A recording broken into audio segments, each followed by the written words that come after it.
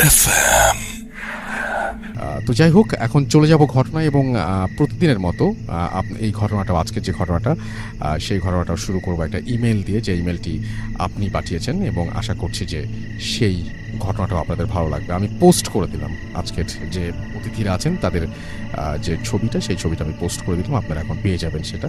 এবং এখন আমি আপনাকে সেই ঘটনাটাই বলবো, যে ঘটনাটা আপনাদের কাছ থেকেই পাওয়া একটা ইমেল আমি পড়ে শোনাচ্ছি। যেভাবে আছে সেভাবেই পড়ার চেষ্টা করছি, আশা করছি আপনাদের ভালো লাগবে। লিখছেন, পড়ে শোনানোর অনুরোধ রইল। আসসালামু আলাইকুম রাসেল ভাই, আশা করি ভালোই আছেন। আমি মামুন আবদুল্লাহ লিখছি বাগেরহাট ফকিরহাট থেকে। ভূত এফএমে পাঠানো এটা আমার দ্বিতীয় ইমেল। প্রথমটা হয়তো প্রচারযোগ্য ছিল না, তাই প্রচার হয়নি। কাজের ব্যস্ততার মাঝেও আপনাদের জন্য আমার দ্বিতীয় ঘটনাটি টাইপ করা। আশা করি এই ঘটনাটি আপনার ও শ্রোতাদের ভালো লাগবে। ঘটনাটি 1966 সালের দিকে আমার বাবার সাথে ঘটে। সম্পর্কে যিনি আমার দাদু হন, বাবার চাচার সাথে ঘটে। এইবারের ঘটনাটা আমার বাবার কাছ থেকে শোনা, যদিও ঘটনাটি বড়, আমি যথাসম্ভব ছোট করে গুছিয়ে লেখার চেষ্টা করছি। বেশ আগের কথা, আমার দাদুর নাম ছিল মাকসুদ শেখ। পেশায় তিনি একজন কবিরাজ ছিলেন। যুবক বয়সী, ভীষণ সাহসী, গানও গাইতে পারতেন বেশ। গ্রামের গানের আসর প্রতি বছরই তিনি সেখানে গান গাইতেন। সবুজ গ্রাম, মাঠের শেষ প্রান্তে ছিল দাদুর বাড়ি। একদিন কিছু লোক খুব তাড়াহুড়া করে একটা মেয়েকে দাদুর বাড়িতে নিয়ে আসে চিকিৎসার জন্য। দাদু বাড়িতে ছিলেন না। মেয়েটির আচরণ ছিল অস্বাভাবিক। আশেপাশের লোকজন বাড়িতে জড়ো হয়ে যায় মেয়েটিকে দেখতে। দাদুকে ডাকা হলো। তিনি বাড়ি থেকে লোকসমাগম কমিয়ে দিলেন এবং মেয়েটির চিকিৎসা শুরু করলেন। কিন্তু মেয়েটার সেই বিভৎস আচরণ, মুখ থেকে জিহ্বা এক হাতের মতো বেরিয়ে বারবার মাটি স্পর্শ করছিল। রক্ত লোলুপ দুটো চোখ, নিজের চুল নিজ হাতেই ছেঁড়া, এগুলো যেন দাদুকে একদম আটকাতে পারছিল না। অবশেষে তিনি পারেন, যেটা ছিল সাময়িক একটা চিকিৎসা মাত্র। মেয়েটিকে তেল পড়া, পানি পড়া ইত্যাদি দিয়ে তার পরিবারকে বলে দেন পরের সপ্তাহে আবার নিয়ে আসতে। দাদুর দিনগুলো অন্য কয়েকটি দিনের মতোই কাটছিল। হঠাৎ একদিন রাতে তিনি একটা স্বপ্ন দেখেন। স্বপ্নে তার সামনে বিভৎস, কুৎসিত, বিকৃত চেহারার মাঝ বয়সী এক নারী অবয়ব উপস্থিত হয় এবং বলে, আমাকে ওর থেকে আলাদা করিস না, এতে তোর অমঙ্গল হবে। ঘুম ভেঙে যায় দাদুর এবং বিষয়টা সাধারণভাবে নিয়ে উড়িয়ে দেন। ঠিক তার পরদিন রাতে আমার দাদি একটি স্বপ্ন দেখেন, যেখানে একটি বিকৃত নারী অবয়ব উপস্থিত হয়ে আমার দাদিকে বলে যায়, তোর স্বামীকে বলে দিস আমাকে ওর থেকে আলাদা না করতে। সকালে বিষয়টা দাদুর সঙ্গে শেয়ার করে এবং তিনি দাদিকে বলেন, ওটা কোনো ব্যাপার না, ঘুম ভালো হয়নি তোমার, এই জন্য এমনটা দেখছো। তিনি দাদিকে কিছু নিয়ম কানুন বলে দেন এবং ঘুমানোর আগে তাকে এগুলো পালন করতে বলে দেন। দিনকাল ভালোই চলছিল। 7 দিন পরে সেই মেয়েটিকে দাদুর কাছে আনা হয়। মেয়েটির অবস্থা বেশ বাজে ছিল। আমার দাদু তা ভালোভাবে বুঝতে পারলেন। তার কবিরাজি দক্ষতার ব্যবহার করে তিনি দেখলেন মেয়েটির সঙ্গে একটা জিন আছে, যেটা ছিল একটা মহিলা জিন। তার পরিবারকে কথাটা জানানো হলে তার দাদুর ওপর চিকিৎসার ভার দেন তারা। টুকটাক এইসব জানতেন দাদু। বেশ কিছু সময় ধরে কবিরাজি চালিয়ে জিনটাকে বিদায় করলেন তিনি। এবং কে জানতো যে বিদায় করা ওই জিনটি আমার দাদুর সংসার জীবন এক সময় কাল করে দেবে, কাল হয়ে আসবে। আমার দাদি ছিলেন গর্ভবতী। কোনো একটা কারণে আমার দাদি একদিন রাতে বাইরে আসলেন, হাতে হ্যারিকেনের আবছা আলো। সে আলোয় তিনি উঠোনের পাশে থাকা সজনে গাছের নিচে কিছু একটা দেখতে পেলেন। গোয়ালের গরু টরু হতে পারে ভেবে তিনি একটু কাছে এগিয়ে দেখার চেষ্টা করলেন। কাছে গিয়ে তিনি যা দেখলেন, এর পেছনে কোনো যুক্তি খাটে না। তিনি দেখলেন সজনে গাছের নিচে বসে আছে তার রাতের স্বপ্ন দেখা সেই বিভৎস নারীর অবয়বটি, যার গলায় ছিল লাল লাল গোল ছোপ, রক্তের মতো চোখ। এক দৃষ্টিতে তাকিয়ে আছে দাদির দিকে। এই দৃশ্য দেখে দাদি আর নিজেকে ঠিক রাখতে পারলেন না, চিৎকার দিয়ে জ্ঞান হারান তিনি। জ্ঞান ফিরলে তার সাথে ঘটে যাওয়া সবকিছু তিনি খুলে বলেন। পরদিন দাদু তার বাড়ি বন্ধ করে দেন। এরপর বেশ কিছুদিন তেমন কিছু আর হয়নি। একদিন রাতে দাদি পেটে খুব ব্যথা অনুভব করেন। প্রথমবারের মতন বাচ্চা প্রসব করেন তিনি। দাইমা বাচ্চা হাতে নিয়ে নিজেই অবাক। বাচ্চাটি ছিল মৃত এবং তার গলায় ছিল লাল লাল ছোপ, চোখ দুটো ছিল রক্তের মতো লাল, যেন দাদির সেই রাতে সজনে গাছের নিচে দেখা সেই নারীর অবয়বের একটি মূর্তি। পরিবারের শোকে ছাপ। তাড়াতাড়ি দাফন কার্য শেষ করা হয় বাচ্চাটার। এই মর্মান্তিক ঘটনার পর 2-3 মাস সবকিছু স্বাভাবিক ছিল। একদিন পাশের গ্রামের একটা পালা গানের মঞ্চে ডাক পান দাদু। সময় মতো সেখানে উপস্থিত হন। অনুষ্ঠান শেষ করে মাঝরাতের দিকে বাড়ির উদ্দেশ্যে রওনা করলেন। কে জানত ওই রাতে আশাতীত একটা ভয়ঙ্কর ঘটনা ঘটে যাবে তার সাথে। বাড়ি ফেরার পথ ছিল একটা নদীর রাস্তা ধরে ওই রাতে খেয়া ঘাটে পৌঁছালেন দাদু। একটা মাত্রই ডিঙি ঘাটে ছিল। নদী পার হলেন তিনি। নদীর অদূরে ছিল একটা শ্মশান ঘাট, যেটার সামনে থেকেই বাড়ি আসতে হতো। শ্মশান ঘাট পার হলেন। ঘুটঘুটে অন্ধকার, নিস্তব্ধতা বিরাজ করছিল চারিদিকে। হাতে 3 ব্যাটারির একটা টর্চ নিয়ে এগিয়ে যাচ্ছিলেন। হঠাৎ তিনি নাকে খুব বাজে একটা গন্ধ পেলেন এবং অনুভব করলেন তার পেছনে কেউ একজন আছে। হতে পারে গ্রামের অন্য কেউ। এটা ভেবে টর্চটা ঘুরিয়ে মারেন, কিন্তু কিছুই দেখতে পান না। তার মনের মধ্যে একটা কামড় দিয়ে উঠল। জলদি দোয়া পড়ে নিজের শরীরটা বন্ধ করে নেন এবং আবার বাড়ির পথে যাত্রা শুরু করেন। কিন্তু তার মধ্যে একটা অস্বস্তি কাজ করেই যাচ্ছিল। মাঠের শেষে ছিল কাঁঠালতলার সেই বিরাট বাগান। দিনের বেলা একা সেখানে কেউ যায় না, আর রাতের বেলা ওখান দিয়ে আসা রীতিমতো অসম্ভব। দাদুর চলাচল ছিল ওই রাস্তা দিয়ে, তবুও ওই রাতে ওখান দিয়ে যেতে হবে এটা ভেবে নিজে নিজে একটু ঘাবড়ে যাচ্ছিলেন। কি আর করার, রাত্রি অনেক হয়েছে। অল্প সময়ে বাড়ি যেতে হলে সেই রাস্তাই ধরতে হবে। তাই বেশি কিছু না ভেবে ওই রাস্তা দিয়ে বাড়ির পথে যাত্রা শুরু করলেন। বেশ কিছু দূর এগিয়ে যাবার পর তার নাকে তিনি গন্ধটা পেলেন। গন্ধটা স্বাভাবিক থেকে তীব্রতর হতে লাগলো।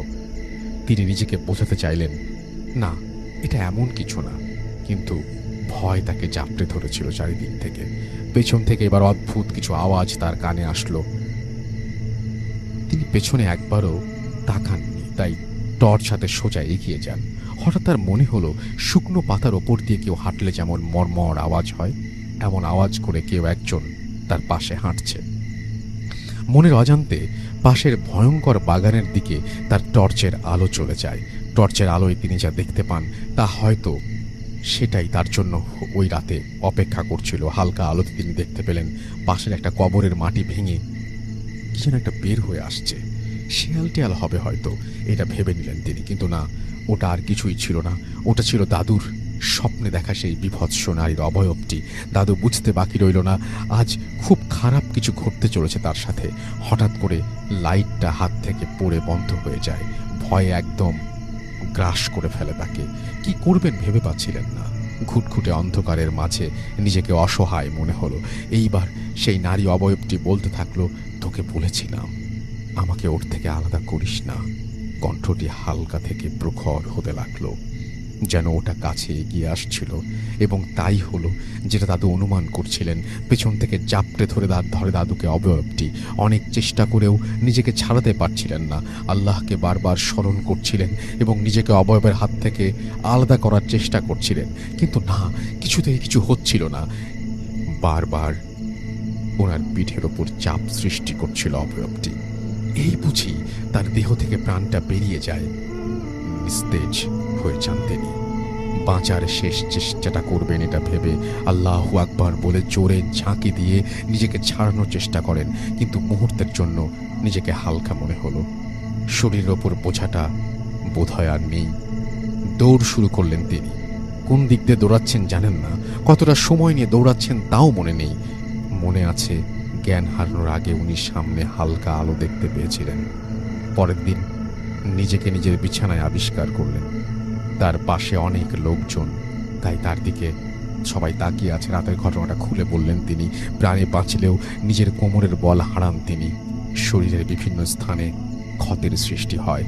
পরে এলাকার এক স্বনামধন্য কবিরাজের কাছে দাদুকে নিয়ে গেলে তিনি বলেন, মেয়েটির কাছ থেকে ওই জিনটি আলাদা করার জন্য এত কিছু ঘটেছে, এমনকি আমার দাদির সন্তান নষ্ট হওয়া ওই জিনটিই দায়ী।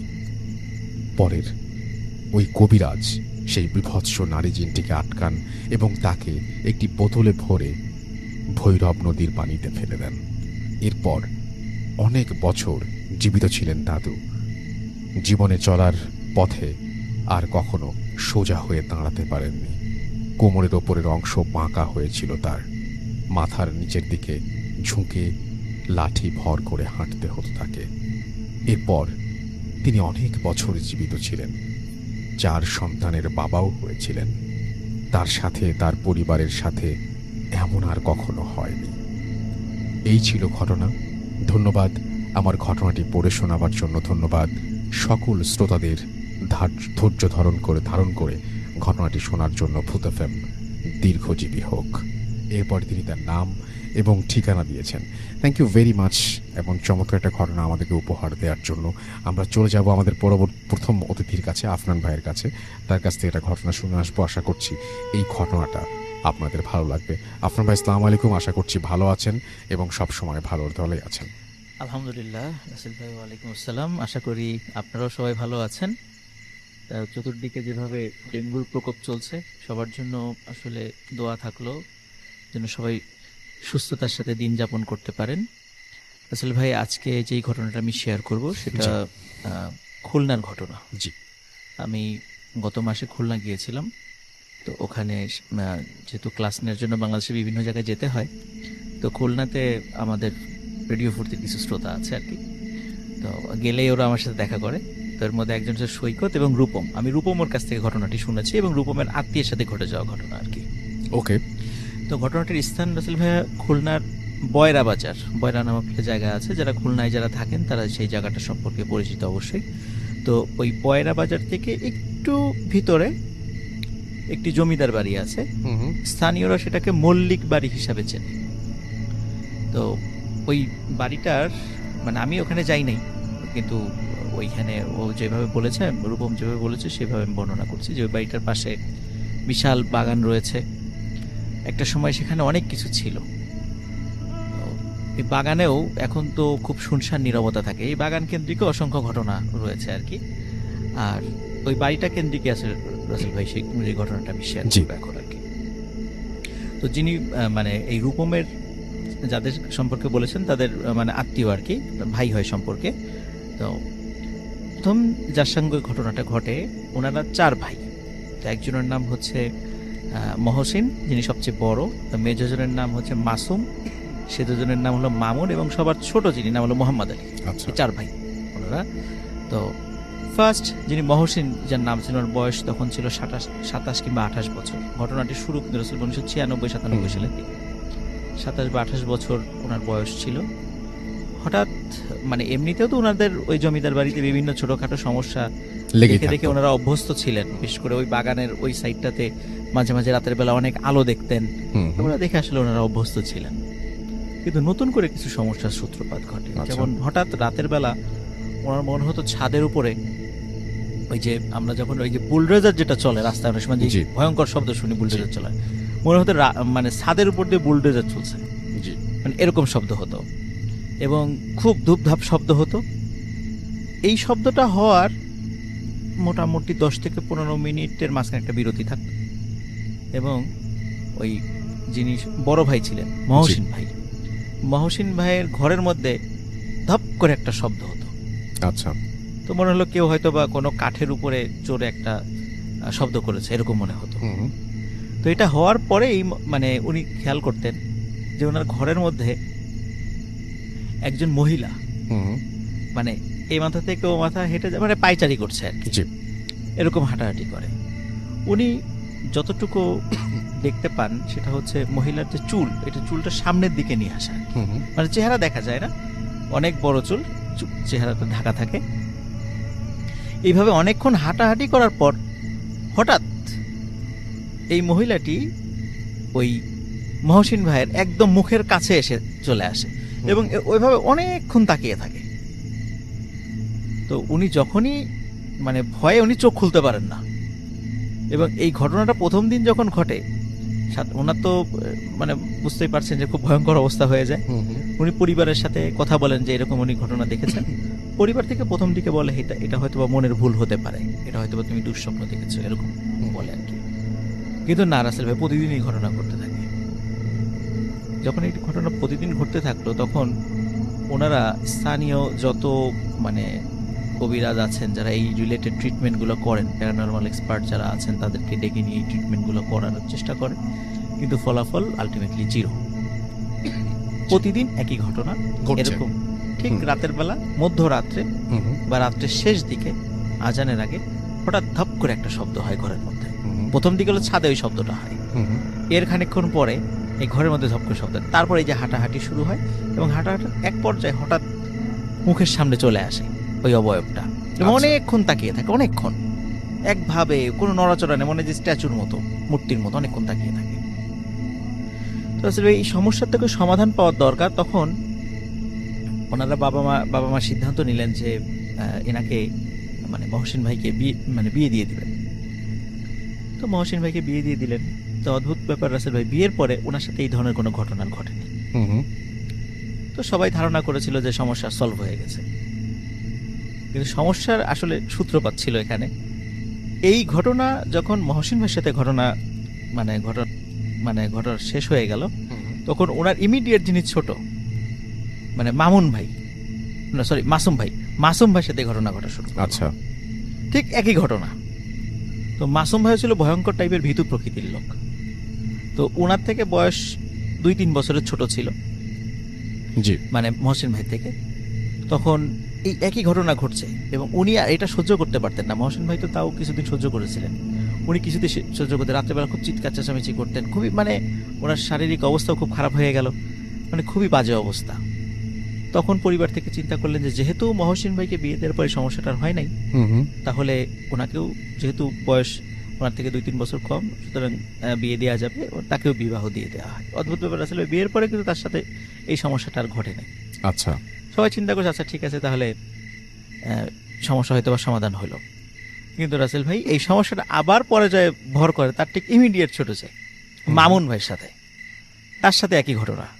কিন্তু তারা যেহেতু মোটামুটি সর্বোচ্চ 2 বছরের বা সর্বোচ্চ 3 বছরের ব্যবধান ছিল তাদের বয়সের, তাকেও এই সমস্যা থেকে মানে যেহেতু দেখা গেল দুইজনের একইভাবে সমস্যার সমাধান হয়েছে, তো তাকেও বিয়ে দেওয়া হয় এবং তার সাথেও এই সমস্যাটা থাকে না। আচ্ছা, কিন্তু রাসেল ভাই এই 3 জনের যখন বিয়ে হয় না, সবার ছোট ভাই তার বয়স ছিল 12 কি 13 বছর, তখন এর সাথে এই ঘটনা ঘটা শুরু করে। এখন স্বাভাবিকভাবে যেই প্রক্রিয়ায় 3 ভাইয়ের সমস্যাটা সমাধান হয়েছে, সে তো ছিলেন নাবালক ছেলে, তাকে তো বিবাহ দেওয়া যাচ্ছিল না। এখন প্রতিনিয়ত তার সাথেই ঘটনা ঘটা শুরু করেছে এবং অন্য 3 ভাইয়ের সাথে যে ঘটনাটা ঘটা শুরু করেছিল এর বেলায় ঘটে তার উল্টাটা। এর কি হয়, এই যিনি মোহাম্মদ আলী ভাই, যিনি এখনো হয়তো শুনছেন আজকের ঘটনা আর কি, তো উনি প্রথম দিকে যেহেতু বড় 3 ভাইয়ের সাথে ঘটনাটা ঘটছিল, উনি ছোট মানুষ ছিলেন, তো প্রথম দিকে চিন্তা করে ইস আমার সাথে যদি ঘটনাটা ঘটতো, উনি মানে এটা খুব এক্সাইটেড ছিলেন। আচ্ছা, তো সত্যি যখন ওনার সাথে ঘটনাটা ঘটা শুরু করলো, উনি কিন্তু রাসেল ভাই ভয় পান নাই। আচ্ছা, উনি একদম বিষয়টা স্বাভাবিকভাবে নিয়েছেন এবং শুধু তাই না, উনি রাতের বেলা মানে ওনার ভাষ্য অনুযায়ী উনি রাতের বেলা অপেক্ষা করতেন যে কখন ওই ধপ করে শব্দটা হবে, ঘরের মধ্যে আসবেন এবং হাঁটাহাঁটি করবে এবং তার দিকে তাকিয়ে থাকবে। আচ্ছা, কিন্তু ওই অন্ধকার ঘরে শুধু ডিম লাইট জ্বালানো থাকতো, তো ওই মহিলার চেহারাটা দেখতে পারতেন না। এইভাবে কিন্তু রাসেল ভাই বহু বছর কেটে যায় প্রতিদিন।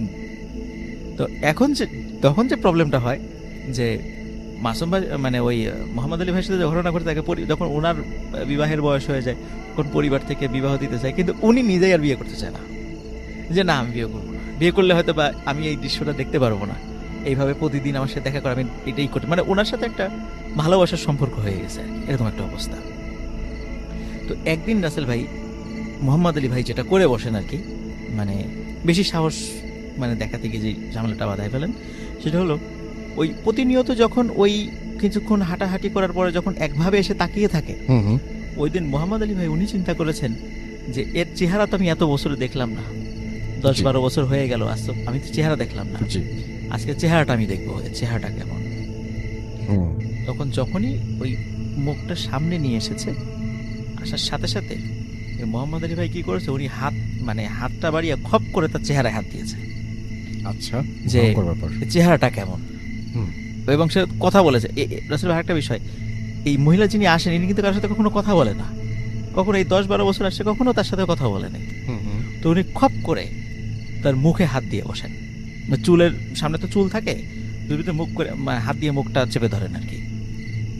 তো মোহাম্মদ আলী ভাইয়ের ভাষ্য অনুযায়ী উনি যখন মুখটা চেপে ধরেছেন তখন ওনার কাছে মনে হয়েছে যে 100 বছরের উপরে যে বয়স্ক লোকের চামড়া যেভাবে ঝুলে পড়ে, খসখসে হয়ে যায় ঠিক, এবং খুব শক্ত টাইপের একটা চেহারায় উনি হাত দিয়েছেন, এরকম মনে হয়েছে। এবং যখন উনি হাত দিয়েছেন রাসেল ভাই, তখনই ওই ছায়ামূর্তিটি অদৃশ্য হয়ে যায়। আচ্ছা। অদৃশ্য হয়ে যাওয়ার পর এরপরে বেশ কিছুদিন ওই বাসায় আর এই ধরনের ঘটনা ঘটে না। কিন্তু মোহাম্মদ আলী ভাই উনি মন থেকে চাইতেন যে সে আবার আসুক, কিন্তু বেশ কিছুদিন যাবৎ সেটা আর আসে না। পরবর্তীতে আবার আসা শুরু করে, কিন্তু মোহাম্মদ আলী ভাইয়ের কখনো সাহস করে ওই কাজটা করেন নাই, স্বাভাবিকভাবে আসে। তখন পরিবার থেকে চিন্তা করলো যে একে বিয়ে দিয়ে দেওয়া হোক, যখন উনি পরিণত বয়স হয়েছেন তো তাকেও বিয়ে দেওয়া হয়। কিন্তু রাসেল ভাই বিয়ের পরে কিন্তু অন্য 3 ভাইয়ের যেভাবে সমস্যাটা হয় নাই, ওনার বেলায় কিন্তু এই সমস্যাটা রয়ে গিয়েছিল অনেক দিন এরকম ছিল। পরবর্তীতে বেশ বিয়ের যখন ওনার বাচ্চা কাচ্চা হয়েছে, তারপরে এই সমস্যাটা চলে গেছে। এখন রাসেল ভাই ওই বাসায় যেই ঘটনাটি ঘটে, এখন পর্যন্ত ওই ছায়ামূর্তিকে কেউ দেখে না, এখন পর্যন্ত ওই বাড়িতে আর কোনো পুরুষ লোক ওইভাবে নাই, ওই ছায়ামূর্তিকে কেউ দেখে না। কিন্তু ওই ছাদের উপর ওই শব্দগুলো, এবং রাতের বেলা ঘরের মধ্যে ওই ধপ করে একটা শব্দ, এটা সবাই শোনে এখন পর্যন্ত। এবং কিন্তু এখন পর্যন্ত ওই ছায়ামূর্তিকে কারো সামনে এখন পর্যন্ত আসে না, কিন্তু ভবিষ্যতে আসবে কিনা এখনো কিন্তু আমরা জানি না। আমার পরিবার থেকে বলছে যে হয়তো ভবিষ্যতে আমাদের পরিবারের আরও কারোর সাথে এই ঘটনাটি ঘটতে পারে। কিন্তু স্টিল নাও বেশ এই ঘটনাটির এন্ডিং হয় রাসেল ভাই 2015 সালে। 96 সাল থেকে শুরু, 2015 সালে ঘটনাটা আপাতত এন্ডিং, হয়তো বা ভবিষ্যতে আবার ঘটতে পারে। আর ওনার বাড়িটা স্পেশালি অত্র অঞ্চলে মল্লিক বাড়ি হিসেবে পরিচিত, এবং ওই জায়গাটা যে ভয়ঙ্কর এটা মোটামুটি সবাই জানেন। আর রূপম ভাই ওনাদেরই আত্মীয়, এবং আত্মীয়ের মাধ্যম দিয়েই ঘটনাটি আজকে সংগ্রহ করেছি। এটা ছিল রাসেল ভাই first story. Thank you so much. আপনার প্রথম ঘটনার জন্য আপনাকে অনেক ধন্যবাদ। এবং আমি যেটা করব সেটা হচ্ছে আপনার এখন একটু আমাদের যে ফেসবুকে যারা লিখছেন তাদের কিছু লেখা আমি পড়বো, এবং আবিদ হাসান আমাদের সঙ্গে আছেন, অ্যাপ দিয়ে শুনছেন। এমডি রাকিব হাসান আমাদের সঙ্গে আছেন চট্টগ্রাম থেকে, শুনছেন তিনি ভূত এফএম। মিলন মোর্শেদ আমাদের সঙ্গে আছেন, হোসেন মোহাম্মদ আকবর আমাদের সাথে আছেন নোয়াখালী থেকে, সাইয়েদ আমাদের সাথে আছেন দেখতে পাচ্ছি মুক্তাদি রিফাত আমাদের সাথে আছে। প্রথম ঘটনা ভালো ছিল। রুবেল ইসলাম রাজশাহী থেকে শুনছেন। তানভীর হোসেন তৌফিক আমাদের সঙ্গে আছেন। HM কাউসার আহমেদ আমাদের সাথে আছেন। MS জেরিন ফারজানা জুই আমাদের সঙ্গে আছেন। সিনথিয়া আমাদের সাথে আছেন সুমন আহমেদ আমাদের সাথে আছেন দেখতে পাচ্ছি। MD পরশ আমাদের সাথে আছেন দেখতে পাচ্ছি। আপন শিকদার, আরিয়ান আমাদের সঙ্গে আছেন। রানিশা তাসনিম আনিকা আমাদের সঙ্গে আছেন দেখতে পাচ্ছি। এমডি রাকিব হাসান, তানভীর হোসেন আমাদের সাথে আছেন। মুজাহিদ কবির আমাদের সাথে আছেন। রাইসুল ইসলাম আসাদ রনি আমাদের সঙ্গে আছেন। ইমন খান হৃদয় আমাদের সঙ্গে আছেন। অসাধারণ ভয়ঙ্কর ঘটনাটি তিনি বলেছেন। আলিফ আমাদের সাথে, ডক্টর আলিফ, এবং আমাদের সাথে আছেন তিনি, এবং তিনি বলছেন আরে আবরার ভাই, great two see him again. Yes, Abrar ভাই আমাদের সঙ্গে আছেন, এবং কিছুক্ষণের মধ্যে তিনি উইল শেয়ার হিজ স্টোরি, এবং আশা করছে যে আমাদের কিছুক্ষণের মধ্যেই তাকে পেয়ে যাব। অ্যান্ড থ্যাংক ইউ আলিফ আমাদের সঙ্গে থাকার জন্য। এমডি রাফিউল আলম শাওন আমাদের সাথে আছেন। তানজিম ফারাবি আমাদের সাথে আছেন। বাহার উদ্দিন শাহিন আমাদের সাথে আছেন। রুবেল আমাদের সাথে আছেন। শাকি আমাদের সাথে আছেন। রাকিব আহমেদ এছাড়া আমাদের সাথে আছেন দেখতে পাচ্ছি। আল শাহনেওয়াজ নিয়ন সহ আরও অনেকেই। তো আমরা চলে যাব আমাদের দ্বিতীয় অতিথির কাছে, এবং তিনিও একটা ঘটনা আমাদের সাথে শেয়ার করবেন। তিনি এসছেন নরওয়ে থেকে। আমরা চলে যাই তার কাছে। আপনার নামটা প্লিজ একটু বলবেন, আপনার কোথায় থাকেন আপনি সেটা একটু জানাবেন, তারপরে আপনার ঘটনা শুনবো আমরা। আসসালামু আলাইকুম। ওয়ালাইকুম সালাম। আমার নাম তুহি, আমি এসেছি অসলো নরওয়ে থেকে। আমি আপাতত ওখানে একটা জব করছি, একটা অ্যাপারেল কোম্পানিতে ম্যানেজার পোস্টে, এবং আমি আছি একদম অসলো সিটিতে। আপনার সঙ্গে আপনার হাজবেন্ড আছেন, রাইট? আমার সাথে আমার হাজব্যান্ড আসছে আজকে। জি। কারণ আমি যে কাহিনীটা এখন শেয়ার করব সেটা অসলোতেই ঘটা। জি। অ্যাকচুয়ালি এই বছরে 2-3 মাস আগে হবে। ওখানে আমরা একটা জায়গায় ঘুরতে যাই। আসলে ইউরোপে বেশ কিছু অ্যাবান্ডেন্ড প্লেসেস থেকে যায়, কারণ যেহেতু পপুলেশনস কম, আর এটা আসলে অনেক প্রাচীন সভ্যতা, তো দেখা যায় যে কিছু রুইন্স থাকে বিভিন্ন জায়গায়। চার্চ হতে পারে, কোনো এলাকা হতে পারে, কোনো বাড়ি হতে পারে, হসপিটাল হতে পারে। ঠিক সেরকমই অসলোতে একটা জায়গা আছে, যে জায়গাটার নাম হচ্ছে নেস, NES, ছোট একটা নাম। তো সেই জায়গাটাতে একটা চার্চ আছে, যে চার্চটা আজ থেকে 1000 বছর আগে কোনো একটা অ্যাক্সিডেন্টাল ফায়ারে পুড়ে, মানে এটা এখন আর অ্যাবান্ডেন্ট, মানে এখানে আর কেউ যায় না। তো এটা আগুন কিভাবে লাগে আসলে এটার কোনো কারণ কেউ বলতে পারেনি। সামহাও একটা অ্যাক্সিডেন্ট হয়, অ্যান্ড ওখানে যারা ছিল of course they are dead. But এটার পর থেকে ওই জায়গাটার বিশেষত যেটা ছিল, যে ওই জায়গাটা একটা সুইসাইড পয়েন্টে পরিণত হয়। এখন এই জিনিসগুলো আসলে আমরা ওখানে থাকতে থাকতে আসলে এগুলো শুনি, লোক মুখেও শুনি, বা নেটেও সার্চ করে দেখি যে হয়তো একটা সুইসাইড পয়েন্ট হয়ে যায়, বিকজ ওখানে যারাই যায় ডিপ্রেশনে চলে যায়। কারণ অনেকেই কিউরিওসিটি থেকে যায়, অনেকে মেবি দেখা যায় যে শখের বসে গেছে বা ঘুরতে গেছে, তো ওখানে ডিপ্রেসড হয়ে যায়। আর সেই চার্চের পেছনে একটা পুকুর আছে, ওখানেই অনেকে গিয়ে জাম্প করেছে, এরকমও স্টোরি আছে। আর যেহেতু চার্চ, তো পাশে একটা গ্রেভইয়ার্ড অবশ্যই চার্চের পাশে অলওয়েজ থাকে। আর ওই গ্রেভইয়ার্ডে যতগুলো কবর ছিল, মানে যা দেখে এসেছি, সবগুলোই কিন্তু সুইসাইড কেসে মারা যাওয়া আর কি। এবং ওখানে যে ফাদারটা লাস্টে ছিল আর কি, মানে চার্চের রক্ষণাবেক্ষণে, সেও সামহাউ সুইসাইড করে। তো এত কিছু শোনার পরেই আসলে আমরা বলি যে আচ্ছা ঠিক আছে, let's go and have a look, যে আসলে কি জিনিসগুলো সত্যি নাকি ম্যান মেড স্টোরিজ। আর নেক্সট জায়গাটা ছিল সিটি থেকে অনেক দূরে, প্রায় আমরা we had to travel around 2.5 hours, অনেক দূরে ছিল, আর খুবই নির্জন একটা জায়গায় ছিল। এবং ওই জায়গাটা যেটা হলো যে Norway is a free land যেটাকে বলা হয়, কারণ যে কেউ পারমিশন ছাড়া যে কোনো জায়গায় যে কোনো টাইমে যেতে পারে। বাট ওই জায়গাটাতে গভর্নমেন্টের পক্ষ থেকে একটা টাইমের পরে যে একটা সিল্ড করে দেওয়া হয়, গেট টেনে দেওয়া হয়। এখন এটা কেন আমি জানি না, মানে এটা কি ভূত প্রেতের কারণে নাকি অন্য কোনো কারণে হতে পারে।